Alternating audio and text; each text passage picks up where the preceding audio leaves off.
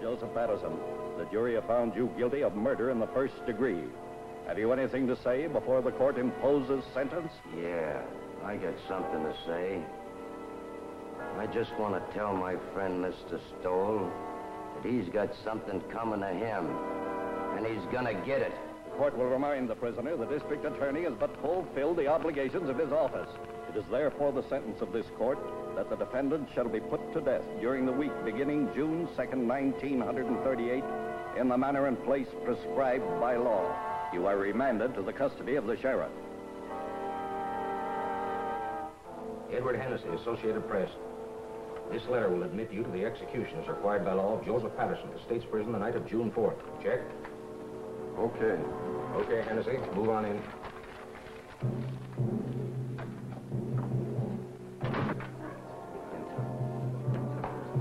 Better save some of that till you come out. Well, boys, it looks like Patterson's going to get it all right. Yep, he gets it this time. The DA sure killed the reprieve. Went to the governor himself. He's a tough hombre, all right, all right. Who, Patterson? No, Stoll, the district attorney. You said it. All right, boys. This way, please.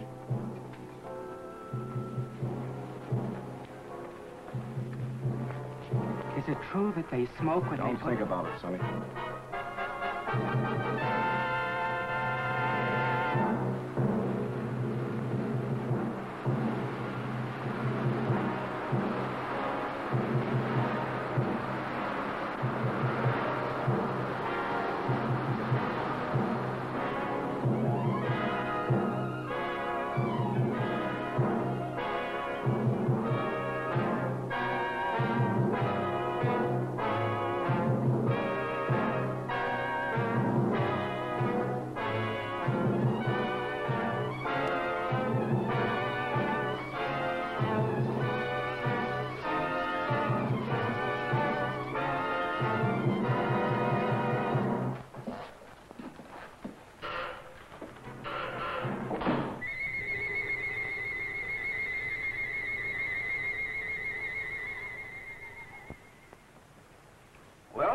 That's that. He thought of you right to the end, Mr. Stowell. Welshers, Sharpie, Welshers, they're all Welshers. You'd think life owed them something. This Patterson bumped off 4 himself, and how many others he's had knocked off I couldn't even guess. But when it comes time for him to pay off, look at the squawk he makes. Well, we can check off another on the old adding machine. 11 in 18 months. We're making progress, Sharpie, making progress. We'll have this town lily white the first thing you know. I wish you'd get rid of that hideous contraption. It gives me the willies. If I'm not being too impertinent. Just an old Chinese custom, Sharpie. Chinese? You sound more like an Indian, if you ask me. An Indian counting scalps. It's my job to count scalps. It's still a life for a life, so far as I'm concerned, and will be till they rewrite those law books over there. For you, Miss Sharp. Oh, thank you, Sonny. You're welcome, Sharpie. The governor returned the record of the Patterson confession. I'd like to have seen his face when he listened to it. Patterson didn't have a chance. Through with it? I'll take it home and put it with the collection. I should think you'd have enough of them now. Don't be unkind to me this lovely morning, Sharpie. What about the mail? Oh, nothing much. Another clipping from the Tattlers column. Another one? Not a boost this time. Or maybe it is. I never can tell about those things. Read it to me. Not at all, you gossips. Not at all. The wife's boyfriend has the DA's okay. Are you suspicious, Sharpie? No. Oh, Phil's a nice youngster. And you wouldn't have me keep a lady chained up in a vault at home? Or would you? No, except that I've heard that husbands should go home once in a while. And I've also heard there's more to life than crime. You certainly keep your ear to the ground. And I've also heard that tonight, if I'm not being too impertinent... Yes? Kirk and Murphy are here. Send them in. It's Kirk and Murphy. They've been working on that telephone thread. Yesterday's... We traced that call, Chief. Hello, Sharpie. Came from a drugstore over on Christopher Street, but there are no guesses. A lot of Patterson's boys hang out in the joint, but you can't pin it on any of them. It's a pay station. Everybody on the street uses it. Yeah, going all the time. Better forget it, Kirk. Probably cold now anyway. I don't know. Patterson's boys are pretty much head up. I wouldn't worry. I figure they wanted to give me the business yesterday before I got to the governor. But it's too late now. They all want to get you, Murphy, when you first send them up. But prison cools them off. There'd be no prosecutors if it didn't. Burning doesn't cool off the relatives any, Mr. Stoll. I'd keep an eye out if I were you. Patterson's got no relatives. Only a kid cousin, and he's in Mexico. Thanks, boys. Thanks. Right, we'll forget it. Keep moving, Sharpie. Oh, Chief, you sitting in on that quiz tonight? You bet. I wouldn't miss that. Okay. Are you serious? If I'm you're not being too impertinent. Oh, serious about what? You're going to that quiz tonight. Of course I'm going. Yes? Oh, put her on. It's Mrs. Stoll. Hello, darling. Yes, this is a surprise. We were just talking about you, Sharpie and I. Of course it was nice. Today? Yes, this is the 5th. Yes, Lucy? I should say I do know. Of course, darling, it's your birthday. You thought I'd forgotten. I should say not. Certainly, darling, I'll be home early. We'll put on our good clothes and make a night of it. Dinner in the theater. That's right, Lucy. And darling, there's a package on the way, but don't open it till I get there. Absolutely. I'll be home early. Absolutely. Thanks, Sharpie, thanks. I don't know what I'd have done. Just my ear to the ground again. I tried to tell you. That gift on the way idea was an inspiration. I'd never have been forgiven. I told Treganis to send a tray down for selection.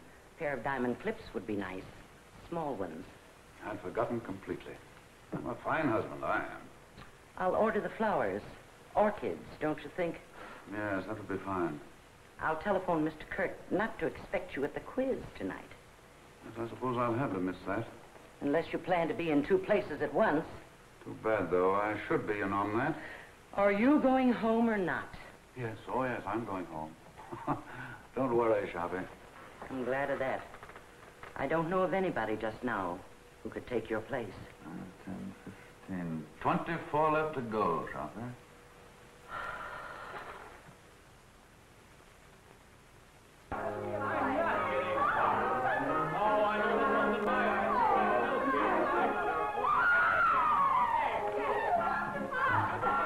You want a drink, Bill? Oh. Yes, I need one. Me too.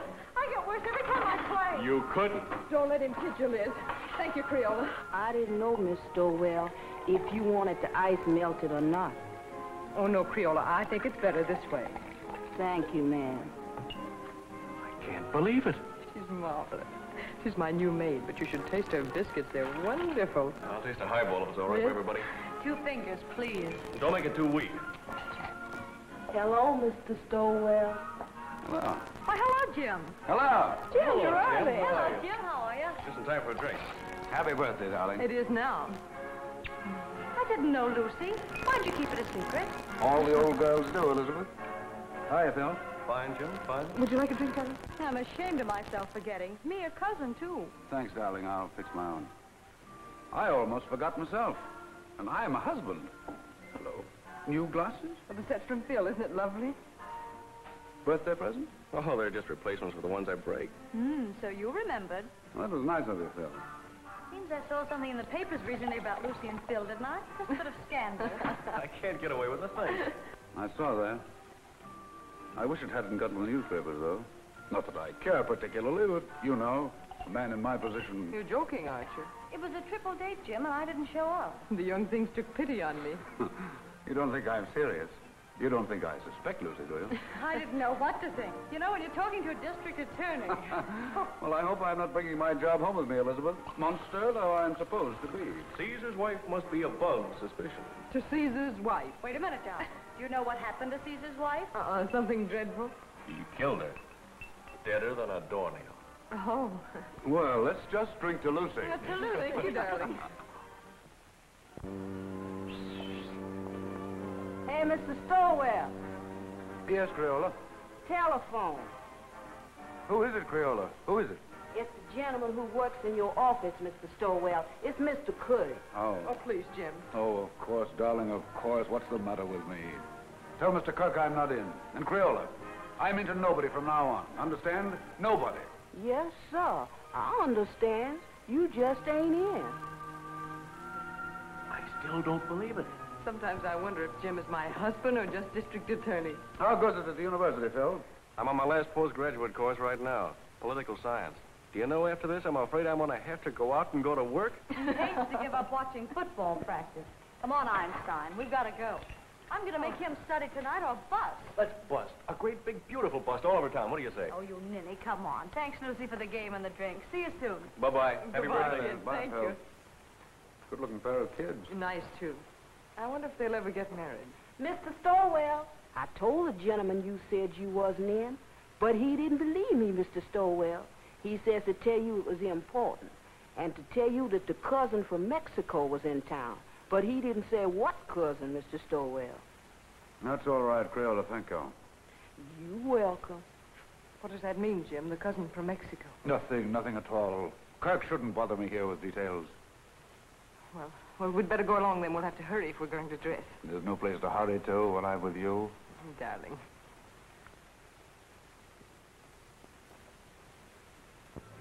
These clips are so lovely, Jim. You know, I really hoped for them. Smart girl. I bet you hoped me into them. Well, don't people say that if you hope hard enough for anything, it comes true? Only foolish people, darling. Hope's a cheat, but not a very kind one. Must you be cynical tonight? Oh, don't listen to me. Hope is fine, darling. But having is so much better. Nice husband. Oh, now you make me feel uncomfortable. I've got a confession to make. The clips weren't really my idea. No, Sharpie thought of it. In fact, Sharpie thought of your birthday. Oh, Jim. Oh, it's the awful truth. I forgot. Well, I wouldn't let it bother me. Sometimes I wonder how you manage to remember as many things as you do. And you're the only thing in the world really worth remembering. That's nicer than any present, Jim. Except I didn't remember. But someday I will. Someday I'll stack up all the things I've forgotten in one huge celebration for you. And will that be a day? This day, this nice small day is all right. Just having you home again like this is enough. I haven't been anywhere. I know, but it seems you're never home anymore. Never? Well, almost never. At first, I used to be able to console myself by saying, your husband's a great soldier. He must be off to his wars. But lately, it's been harder and harder making it work. I don't seem to be able to console myself that way anymore. I just want you with me, especially when it's getting dark. I suppose I'm just lonesome. Or maybe I'm afraid of ghosts. Just a minute, Lucy.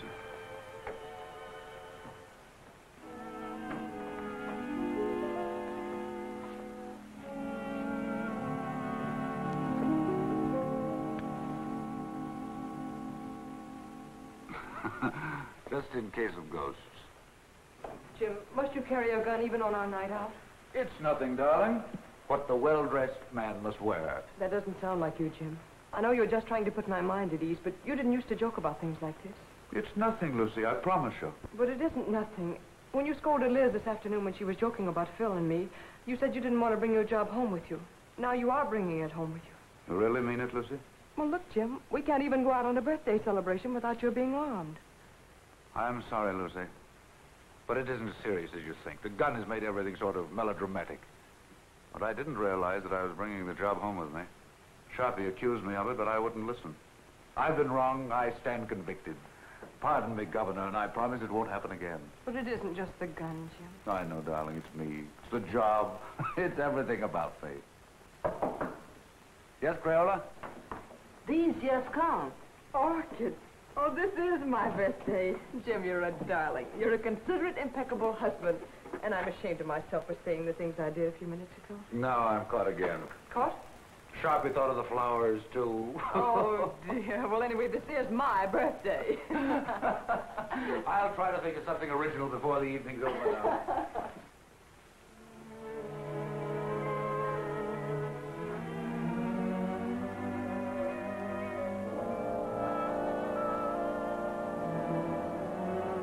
Nice evening, ma'am. Perfect, Jenks, perfect. Been some time, Jenks, since we've made an evening of it. But Mrs. Stowell with us it is, sir. Why, Jenks, you mean? Oh, no, ma'am, I didn't mean it.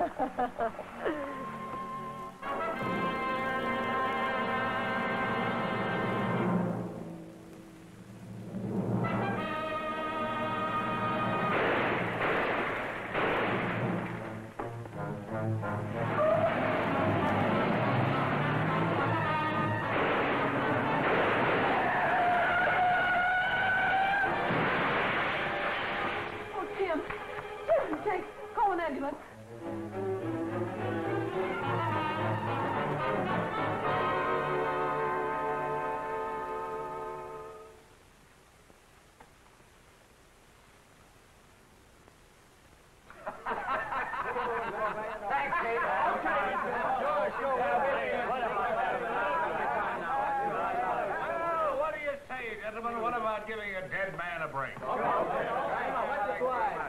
And let it show on the front pages. You're marvelous, Jim. You couldn't have done it better if you'd planned it. It's a great break. And all for a nick in the elbow. That's luck, man, and you deserve it.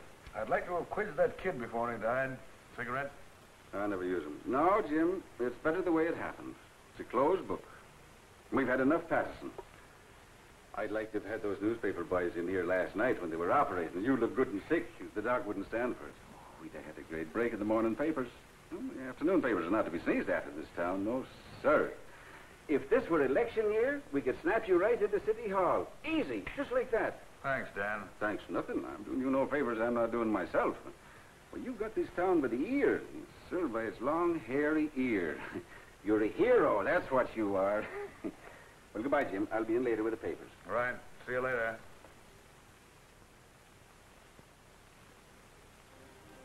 We've all gone, darling. Enjoy your walk? Oh, yes, Jim. While I was walking, I did a lot of thinking. An awful lot, Jim. Bad for your complexion, darling. I heard those reporters talking coming out of the elevator. I couldn't believe they were talking about you. I overheard one of them say the Inquisitor almost got it himself. Don't you think, Jim, that when things like this can happen, when people try to kill you in front of your own house, don't you think it's high time one of us started thinking? I've been thinking myself, Lizzie. Quite a lot, too. But I mean about us, Jim. We've got to do something. Hardly ever seen you as bad enough, but when... I know. I've become a regular headhunter, as Sharpie says. Does Sharpie say that? All the time. Says I've become a maniac. Says everybody's a suspect with me. Everybody's a potential criminal. Says all I live for is convictions and executions. I never had the nerve to tell you. You didn't have to tell me. I knew it. Knew what you were thinking, too. Did you really? Really and truly. Yes? Who is it? Oh. It's Mr. Kirk. Do you want to talk? Yes, honey. Yes, Kurt. Fine, fine. No, I'll tell you what to do. You handle the office yourself. That's right. No, it isn't that. I'm fine. Perfect. No, Mrs. Stoll and I are going away on a trip. 3 or 4 weeks. We haven't worked it out yet. Maybe Canada, maybe California, maybe Europe. I've never had a vacation, and there's no telling where we'll end up. Thanks, Kirk. Thanks. Goodbye. Do you really mean it? Absolutely. We both need a vacation, Lucy. We both need to renew our old acquaintanceship. Oh, Jim. Yeah? You know, that trip we've been saving up for our old age? Or the one we were going to take for a honeymoon and didn't? Or any of those trips we should have taken and never did. All right, darling? I can't believe it, Jim. I really can't. Will you start believing right now? Land of the Midnight Sun, Arabia, Blue Mediterranean, in old Quebec, Australia, the Riviera. Where would you like to go, Liz? Cairo looks pretty good to me. Why not 2 weeks of salmon fishing in Alaska? I think I'd like to go to Switzerland. Very aloof, Switzerland. It's so clean and quiet. Egypt's where I want to go. It's dark and mysterious. Oh, no. Egypt's got no sense of humor. I don't want anything dark. I want sunshine and snow and everything white and blue and glistening. Listen to me, will you? I'll be happy if we ever get anywhere. I still have to pinch myself to make sure I'm awake, and I'm very careful not to pinch too hard. I really can't believe it. I really can't believe it. A bracelet to match the lady's birthday clips. Your clips, Sharpie. How they've been gnawing at my conscience. I had to think of something myself, or I wouldn't have enjoyed a moment of the trip. So you're really going? I have to, Sharpie. I have to. I haven't been myself lately. I've been somebody else. You're not telling me anything. I've got so lately, I'm suspicious of everybody. Why, I'm suspicious of you, Sharpie. I'm even suspicious of myself. I third-degree myself. I put myself on the stand. I find myself turning around quickly to see if I'm the man I think I am. What did you say to that, Sharpie? I'd say you weren't going away a moment too soon. Right, Sharpie. You're always right, so I'm going. The moment I go out of this office, I'm gone, you understand? And you don't know where to find me. Yes, Mr. Kirk. No, Mr. Kirk, he's not in the office. I see. A murder. But I'm not... I imagine it must be sensational. Of course. I know. Yes, Mr. Kirk, if you should come in, I'll have him call you immediately.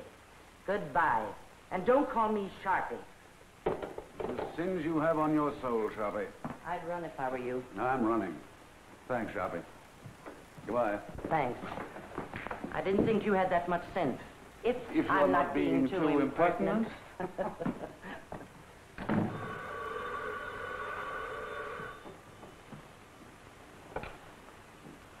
Sorry, Mr. Stoll's not in the office, and I don't know where to find him. Oh, it's the police headquarters. I'm sure it must be very important, but I have no idea where to find him. So sorry. So very sorry. Goodbye.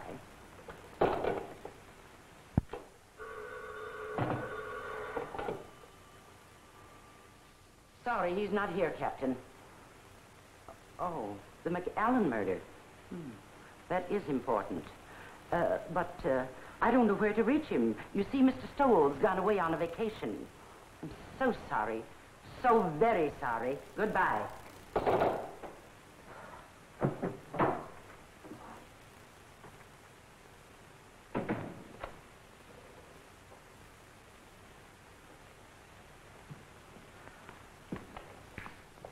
Hello, Sharpie. Where's the chief? I haven't the faintest idea. Well, I've got to get a hold of him. Dr. Shaw McAllen just shot his wife. Oh, indeed. Scoop Kirk. Well, it's the biggest thing that's broken around here in years. You know him, Sharpie, the Pittsburgh McAllens. Millionaires. He teaches up at the university. I'm sorry, Mr. Kirk, but Mr. Stoll is away on a vacation. Well, he can't have gone very far. He was here half hour ago. I know, but he was moving mighty fast. Yes, Lieutenant, what can I do for you? I wondered if you had located Mr. Stoll yet. He's gone. Sharpie says he's gone on a vacation. Oh, that's too bad. They're bringing McAllen over here. I figured Jim would want to question him. He won't open his mouth. Well, I'll question him. What did you pick up, Fred? Oh, the same old story. He was crazy about her and found her with another man. You know, I remember something about her. Didn't his family kick him out when he married her? Without a cent.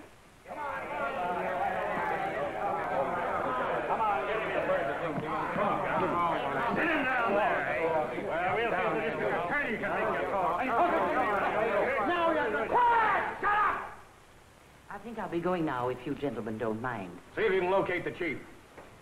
Now, Mr. McAllen, spill it!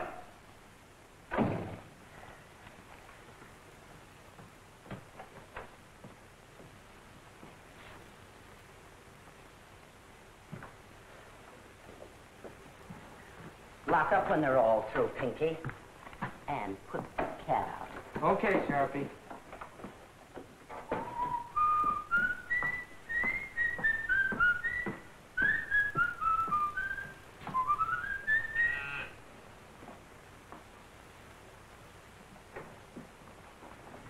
I'll only be a moment, Joe. I left something in my office.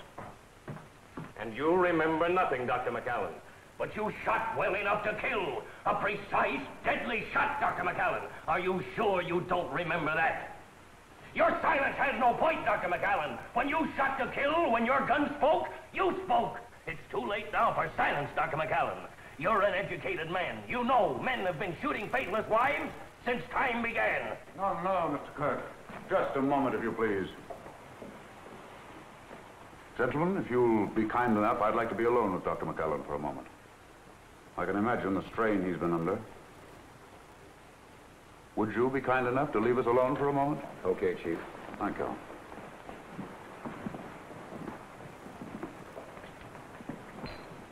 I'm sorry, Dr. McAllen. We've been so inconsiderate. Sometimes my men allow their ambitions to run away with them.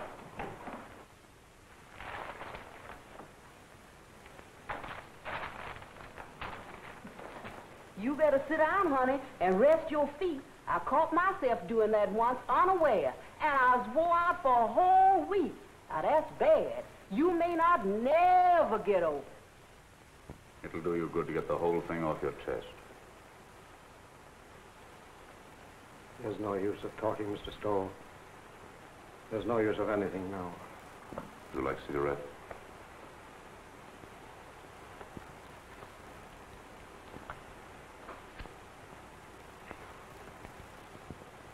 Drink? I have some very good brandy. I don't want you to talk if you don't feel like it. I just want you to know we're not monsters here. We're just human beings like yourself. They can do what they want with me. It doesn't matter anymore. Nobody's going to do anything to you, Dr. McAllen. I'm not trying to hide anything. I shot my wife. I killed her. Are you sure you wouldn't like a drink? I suppose it all happened suddenly. Only this afternoon. Only a few hours ago. I was leaving home for class. When I realized it was raining, I went back for my raincoat. It was then I saw her sitting in her room before the mirror. Never had she seemed so beautiful. Sitting there in the dark, with only the 2 small lights on her dressing table burning, powdering her neck and shoulders, smiling and humming, happy with herself. Never had she seemed so beautiful as at that moment, with the mirror light shining up on her face, and the rain beating on the window behind her. All husbands have moments like that. And at that moment, I realized how terribly I'd neglected her. Oh, I know it sounds horrible now, but it was for her sake I neglected her. For her sake, I worked, studied. I wanted her to have good things, and we were poor, very poor. I understand. You watched your wife before the mirror. And as I watched her, I said to myself I would never neglect her again. And then I tiptoed across the room to the dressing table. With her humming, she didn't hear me. I leaned down quickly and kissed her. Instantly, the moment I kissed her, she shivered. Her flesh became goose-pimply as with cold. I saw her face in the mirror looking up at me, and all its happiness was gone. On it was a look of revulsion. I was speechless, stunned. I see. The Japanese have an expression. A woman tells the truth to her mirror. And then she recovered and looked up at me and laughed and said, "You should know better than to ruin a lady's makeup." She began to powder the spot on her neck where I'd kissed her. And she got to her feet and kissed me on the cheek. "I've got to run along," she said. "I'm playing bridge at Sonia's. I'll see you for dinner." She ran out. I stood, still speechless, and watched her go. I see. And that was how it began. My brain was on fire. I was sure there was only one explanation. She was making herself beautiful for some man, and she was going to him. She wasn't going to Sonia's. I followed her in the rain. And what finally happened, Dr. McAllen? I killed her. I know, but the circumstances. It's all unreal to me. All blurred. I was blind, insane. I saw her enter the house. I went to a window. I saw her run into a man's arms. The fire in my brain became a fury. I didn't realize I'd drawn the gun. I didn't realize I'd fired it. Until I saw her body crumble to the floor. And then I knew I'd killed her. In that instant, I knew I'd lost forever the one thing in the world I loved. It's my fault. My stupidity. My neglect.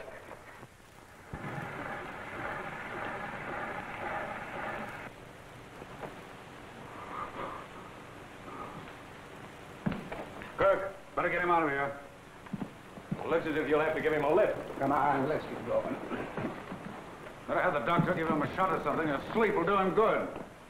Did you get it recorded? Yes, sir. Every word of it. It's right there. We've got a written transcription, too. It'll send him to the chair. Did you ever hear such a fairy tale in your life? The kiss before the mirror. I don't know, Chief. You know, that's the way things like that sometimes start. Oh, you should be smarter, Kirk. His emotional upset fooled you. Well, that was genuine enough. But the kiss before the mirror story, that's something else again. Wait till a jury hears it, with the proper commentary by the prosecution, I mean. You want to transfer the cylinder? No. I like it flat. I can play the whole thing through then. I think I'll take it home and lock it up. Keep this quiet. The McAllen family will probably leap to the rescue with their millions now the wife is out of the way. And by tomorrow, they'll have all the legal brains in the country lined up against us. They'll repudiate the confession. They'll repudiate it, all right. But if we don't mention it, they won't worry about it. That is, until we spring it. And I have an idea something can be made of it at the right time. It's going to be a battle. I won't say a word. Oh, you wanted this? Oh, that's something else. I forgot this earlier.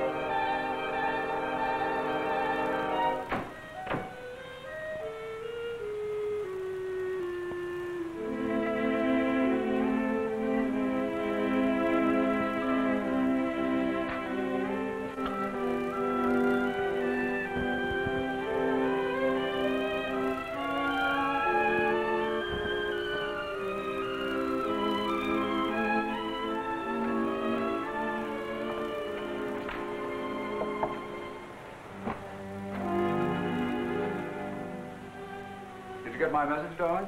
Yes, I got it, Jim. I'm sorry, terribly sorry, but I couldn't pass it up, Lucy. Yes, I imagine it'll be a sensational case. Another conviction. Oh, it isn't that. I'd be shirking my job if I went away now, believe me. That's funny. The kiss before the mirror. What's funny? Nothing. Nothing for your pretty ears. I was just reminded of a little story I heard today.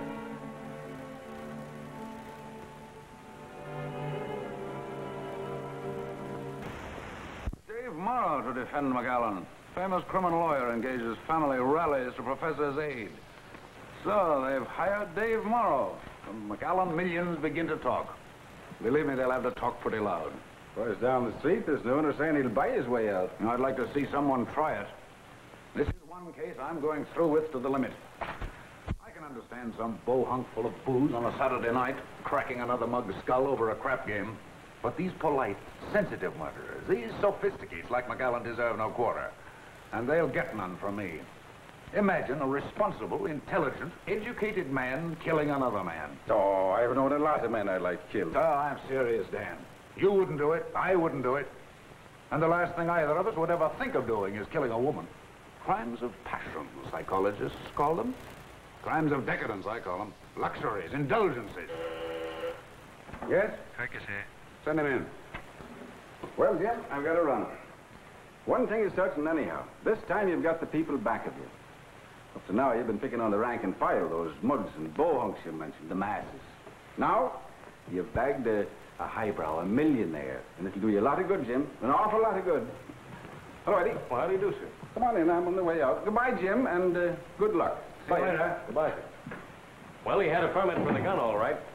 Seems he used to walk back and forth to his classes, and there have been a lot of holdups along through there after dark, and he got the gun for protection. But I don't know what a guy like that would do with a gun if someone held him up. He could use a gun, all right. That's the late Mrs. McAllen. Any news of the other man? Vanished completely. Not a sign or a trace of him. He was just a lodger there. Suppose McAllen knew this man. Suppose the whole thing was framed. I don't believe McAllen could frame anything. I've had a rule all my life, Kirk. Never take any human being for granted. Just think what getting rid of his wife would mean. His family's forgiveness.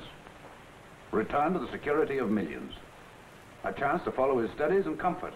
What is he professor of, anyway? Political science. Oh, yes, I remember. See what an opportunity this man would offer?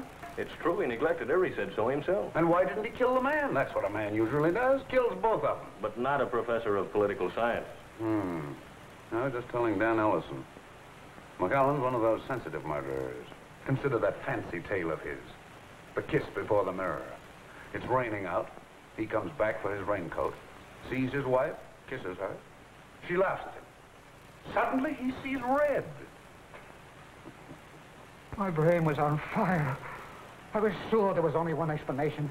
She was making herself beautiful for some man. And she was going to him. She wasn't going to Sooniers. I followed her in the rain. And what finally happened, Dr. McAllen?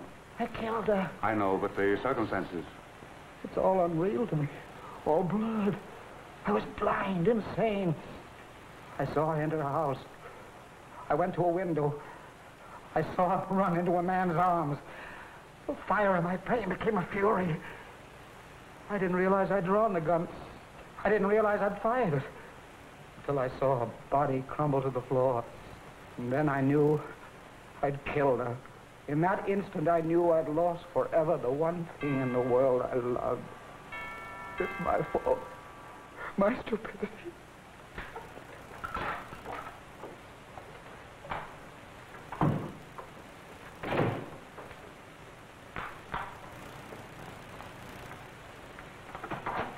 Oh, hello, Phil. Hello, Lucy. Say, what's the matter with you? You look as if you'd seen a ghost. A ghost? Well, maybe not a ghost, but a boogeyman anyway. Oh, no, I've just been sort of moping around. No fooling now. What's the matter? Nothing, just these early summer evenings, I suppose. I'm afraid I'm a little weepy every now and then, Phil. I'm also afraid I enjoy it. Well, in the first place, you shouldn't sit in the dark. And don't give me that sad business about these early summer evenings. Your trip's been called off. That's it, isn't it? That's it. Sit down, Phil. I know. It's a tough break all the way around. You know, Lucy, Dr. McGowan was my prof in political science at the university. He was a great little man. I imagine he was. He was like a child, so lovable and simple. Everybody at the university knew about his wife except him. I wonder how he came to find it out. Let's go out on the terrace. It's so close in here.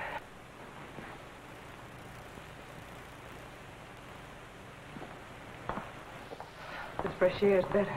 You sure you feel all right? Oh, yes, I'm all right.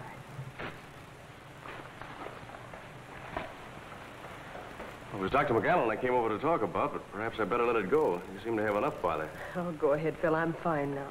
Well, Lucy, it's just that I'd like to see the poor gent get some sort of a break. I guess there's no doubt he shot her, but, well, I thought if Jim knew what a terrible woman she was and what a sweet little man he is, it might help. He might be lenient anyway. And I thought if you could... If I could speak to Jim? Yes, Lucy, if you could, because I could never do it. It'd be a waste of time, Phil. Well, I thought, knowing Dr. McAllen... I know, but there's nothing you can do nor we can do. When Jim gets on a case like this, he's different. He's a stranger. His job becomes a mania. I don't know him. I don't understand him. I'm even afraid of him. I'm really sorry I mentioned this. Oh, I guess it isn't as bad as it sounds, Phil. Jim's always thoughtful and gracious with me. It's just that other side of it. I understand perfectly. That's a tough racket he's in. I'm sorry I bothered you. I wish I could be of help. Well, I wish I could be of some help to you, Lucy. And when Jim is off on one of those cases, you know, I mean, whenever you need some laughs, why, give me a ring, will you? Oh, thanks, Phil. If ever I feel like I need some laughs, I'll do that. How's Liz? Oh, fine, fine. But she's ambitious as the devil. She wants me to get a job right now. How disgusting. It's terrible. She wants me to give up my boyhood. Well, I've got to go. Good night, Phil. Good night, Lucy.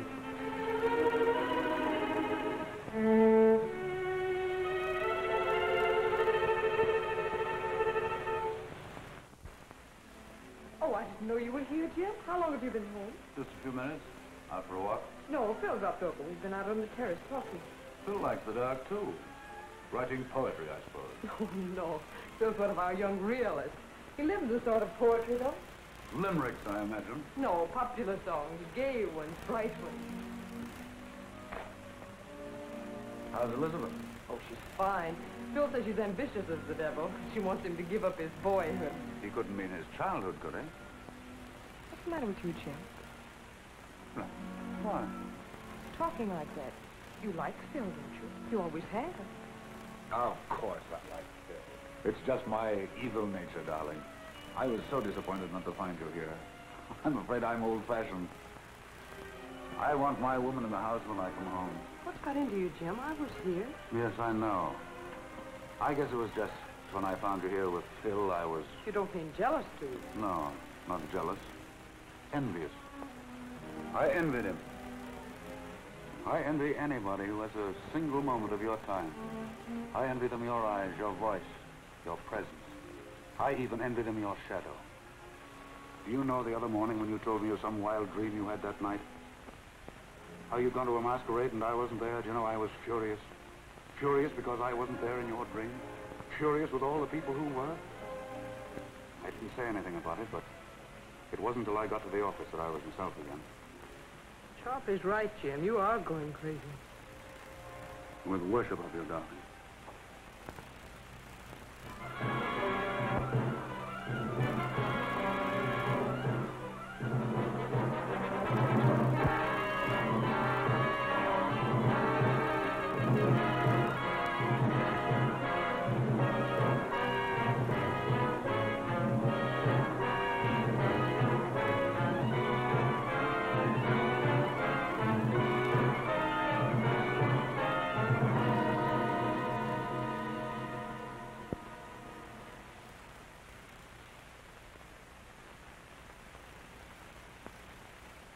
they had some idea like that. More coffee? Like what? No, darling. Bribery. Using the family millions on me. I'm sure they know you better than that. Well, they're spending plenty as it is. You want another waffle, Mr. Stowell? No, thanks. You, Miss Stowell? If I ate another waffle Creole, I'd turn into one. You eat them. Oh, I can't. I'll just die. A waffle or two won't make any difference. Oh, I ain't dying for my figure. I'm dying for my mind. The doctor said if I didn't eat no more starch, it would take the fat off my head and I'd improve my mind. That's the telephone. Yes, I'll take it. Well, she certainly can cook. That's more than most of them can do. Hello. Yes, sir. Oh, I'm fine. Oh, that ain't no trouble at all. She's right here. It's Mr. Field for you, ma'am. He called for you last night, but you wasn't in. Yes, dear? Oh, what, you idiot. You didn't bother me at all. Yes? Oh, yes. Well, drop over later. I'll see you then. Bye-bye. Oh, excuse me, ma'am. Liz and Phil had another quarrel. I've seen it coming for quite some time. Lucy, I wonder if you'd do something for me. Oh, it's nothing, but it might be exaggerated into something. Phil is chairman of the University Committee to help McAllen, isn't he? Yes, that's one of the things he and Liz quarreled about. She said it took up too much of his time. Well, you can see, with rumors about like this, bribery and so on, it might be just as well to keep away from Phil until after the trial. You understand, don't you? Seems a little silly somehow. Appearances can be awfully important. If I sound like one of those husbands, you'll have to forgive me. Goodbye, darling. Goodbye, Jim.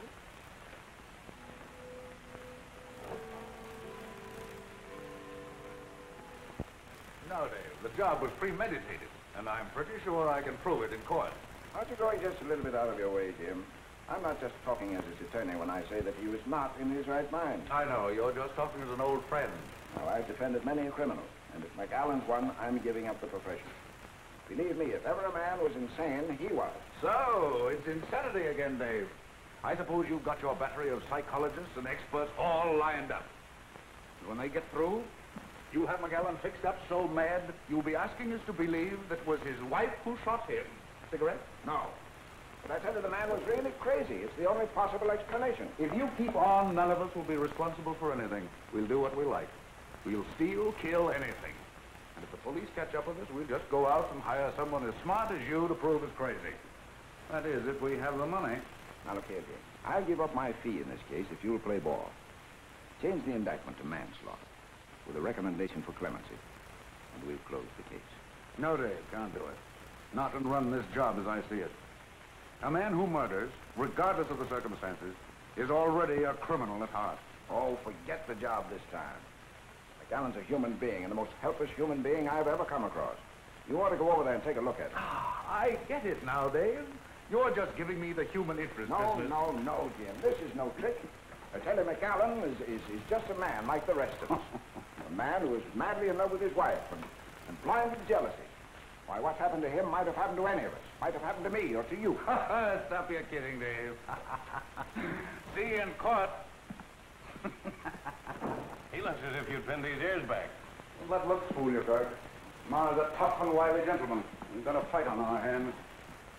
Copy? Will you send 24 long stem roses to Mrs. Stowe right away? White ones. Any cards? Any special sentiments? No, just for me. They're conference flowers. Are you sure 24 will be enough? 24 will be plenty. Yes, Kirk? Mara's going to be tough.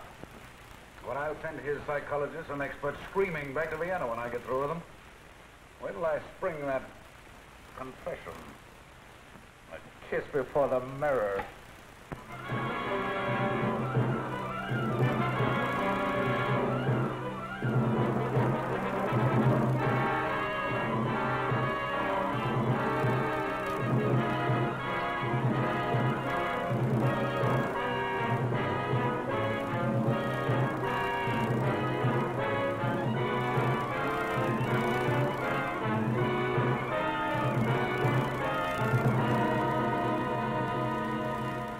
You admit, then, that you neglected your wife.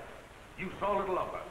You were too busy with your humanitarian studies, your plans for a better world.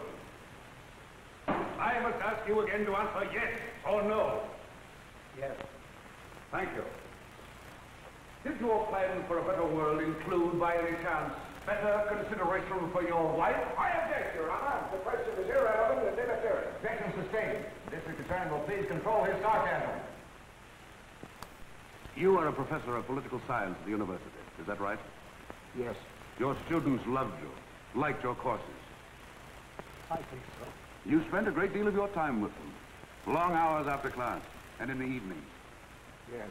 And when your students were not with you, your work was with you, night and day. Is that not right, Dr. McAllen? Yes.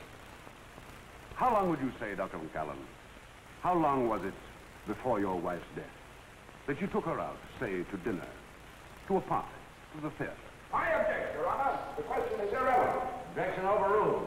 The district attorney may continue. How long, Doctor? A month? 2 months? 3 months? About 3 months. This, then, is the woman you loved. This woman you did not think enough of to be a companion to in her ordinary life. This woman you left to weep her heart out in her own loneliness. This is the woman you say you loved with a passion when a madness that drove you to kill? I object, Your Honor. I object. Order! Order! Ladies and gentlemen, please be seated. Order! Evening paper, ma'am. McAllen collapses on the witness stand. Thank you, Gail. You're welcome. Cracks after 2-hour grill by District Attorney Stone.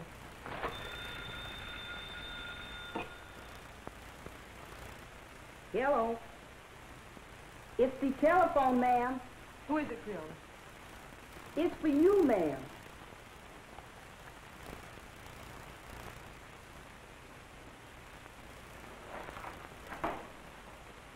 Yes? Oh, yes. Oh, yes, yes. I'll be over as soon as I can.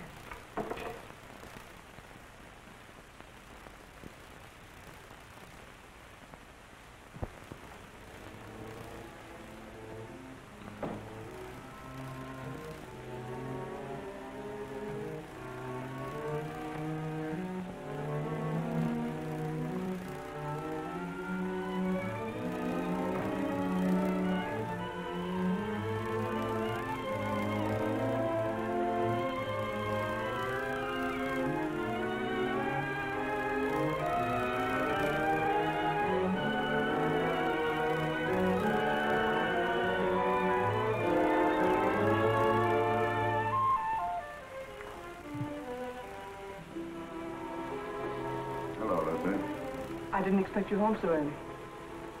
I've had one of those days. Yes, I know. I read it in the paper. Sort of a Roman holiday, wasn't it? You shouldn't read the papers, Lucy. They're not for your pretty eyes.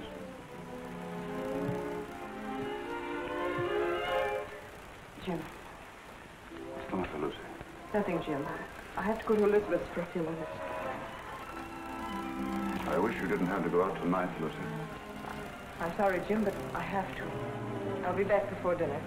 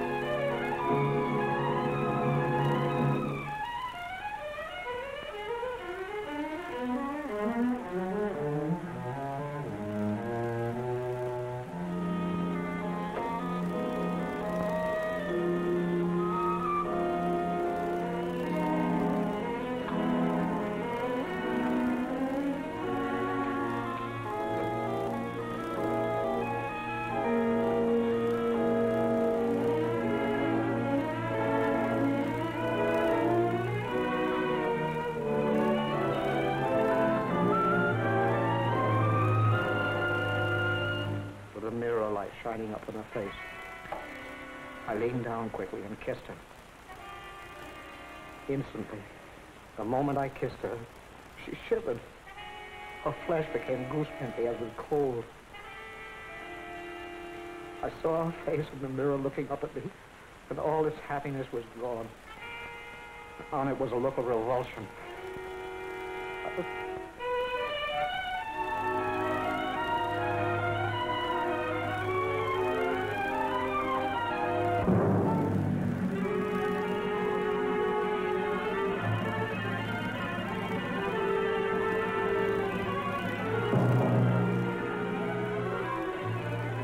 wait.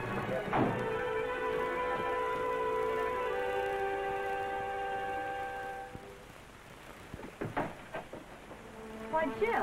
Hello, Elizabeth. Is Lucy here? No, Jim. Why? Something the matter? No, I just wanted to speak to her. I'm sorry to have bothered you, Liz. It's nothing. Well, come on in, Jim. I expect her. I'm waiting for her now. No, thank you, Elizabeth. I've got to go along. I just wanted to say something to her. See you later.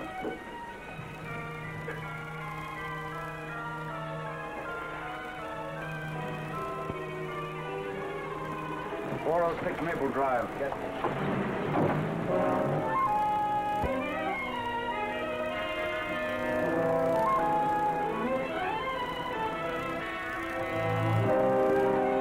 You want me to wait here for you, mister?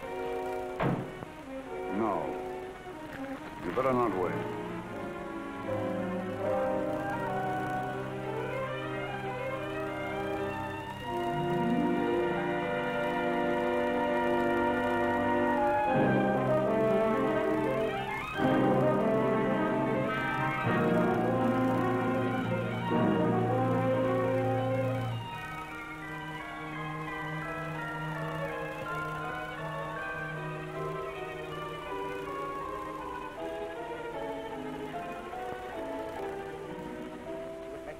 Beautiful for some man. She was going to him. She wasn't going to Sonia's. I followed her in the rain. It's all unreal to me. All blood. I was blind, insane. I saw her enter the house. I went to a window. I saw her run into a man's arms. The fire in my brain became a fury. I didn't realize I'd drawn the gun. I didn't realize I'd fired it. Till I saw her body crumble to the floor. Then I knew I'd killed her. In that instant, I knew I'd lost forever the one thing in the world I loved. It's my fault. My stupidity. My neglect.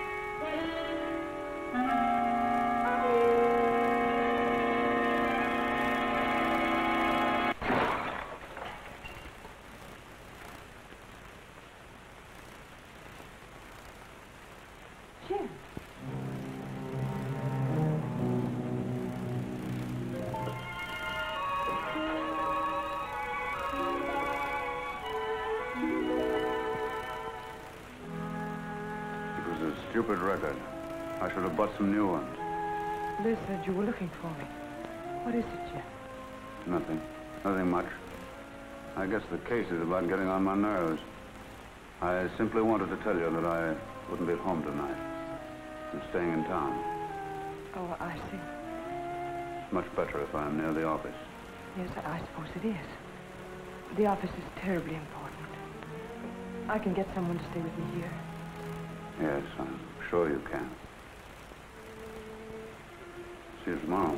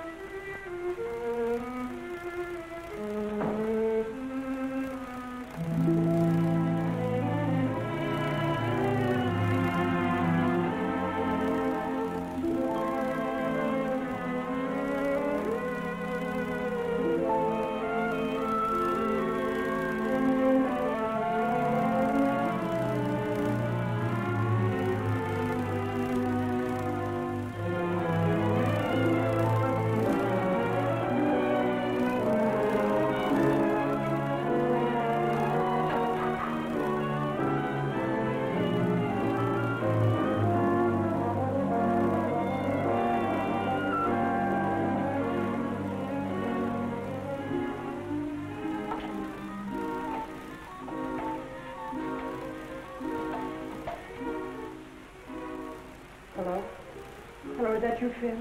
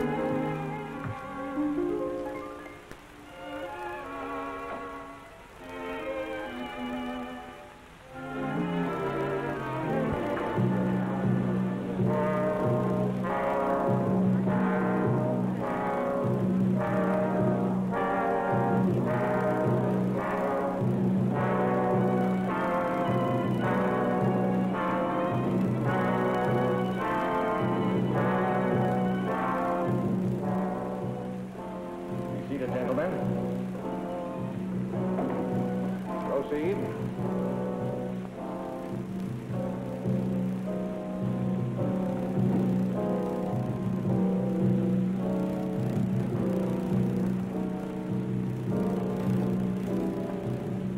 Chief.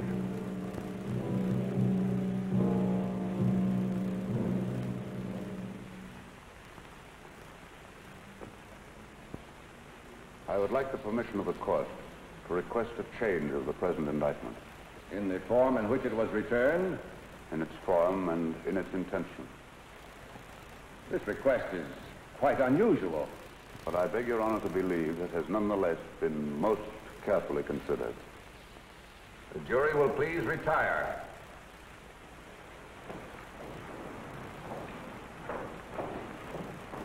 What's the matter with Stoll today? Can't figure it out, unless he's got a new act.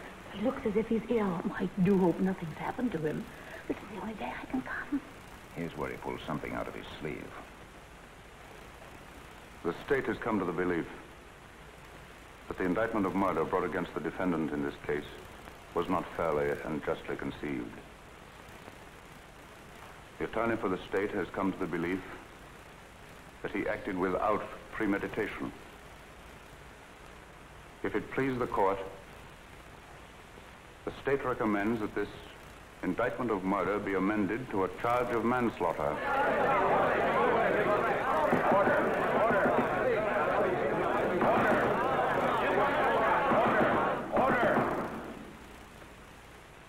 This is a serious recommendation. May the court ask what consideration led the attorney for the state so to change his conviction? An unusual consideration. Since the adjournment of court yesterday, he has had experience with a case that, to a great extent, parallels this.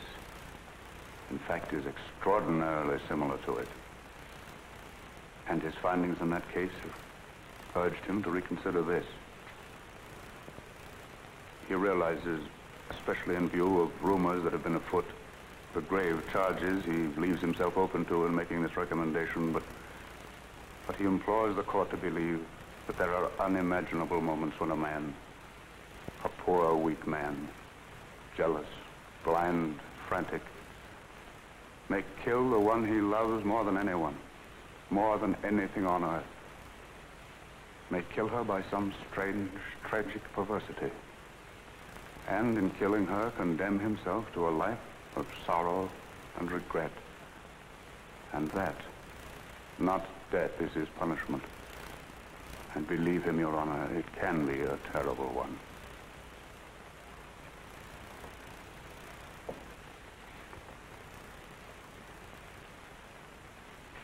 I see. I see. Please have the jury return. The McAllen murder trial was startled into an uproar today by District Attorney Stoll. In a scene of unprecedented excitement, the McAllen trial came to an abrupt and dramatic close today. District Attorney Stoll asked the court that the first-degree murder charge be withdrawn. Well, it looks as if you're finally getting away on that trip, Mrs. Stoll. Something like that, James.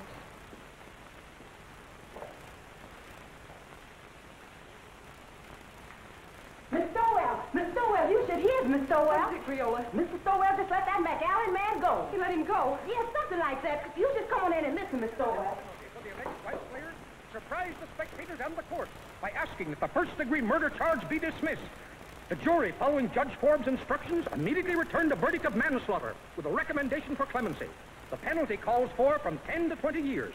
District Attorney Stoll has blankly refused all further discussion of the case. We will now continue with our regular program. I thought sure they was going to electrify him. Thank you, Creola. I learned a lot just sitting here on my day off, improving my mind.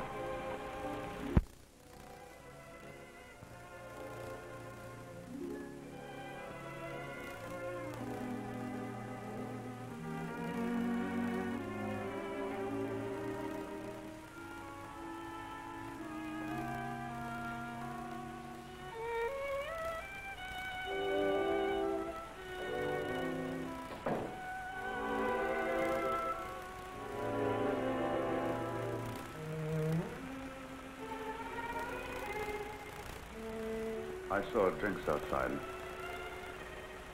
I know it's too late for regrets, Lucy.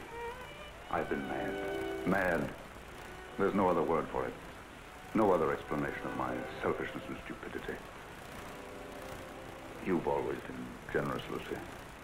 And before you go, I'm going to ask you one last great kindness. Won't you let me start all over again? Not here in this house. Not as your husband. Not even as an old friend, but just as if we'd only met. Strangers, meeting for the first time. Like that first snowy day in New Haven. And let me try to win you back.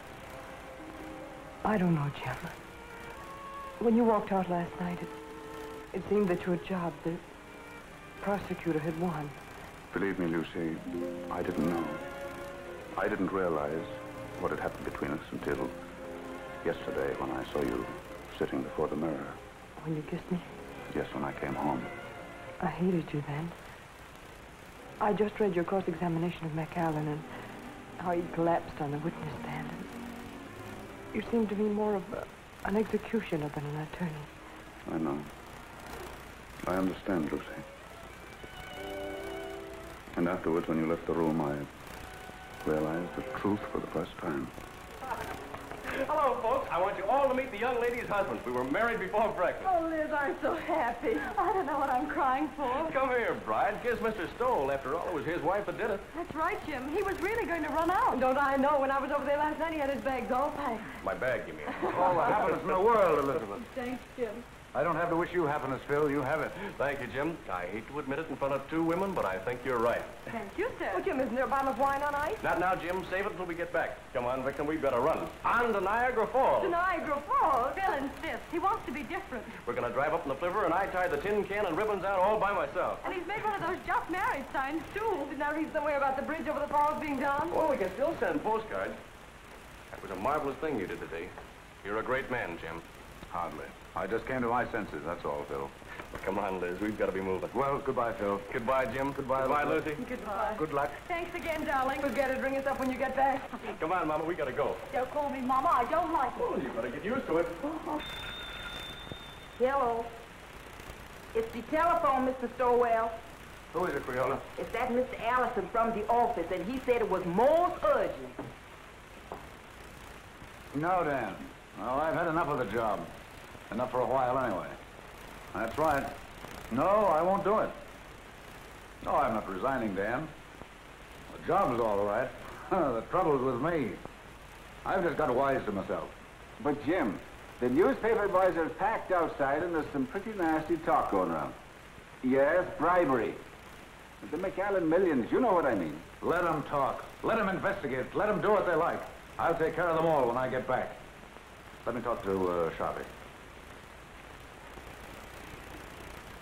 Yes, Mr. Stowell. With the greatest of pleasure.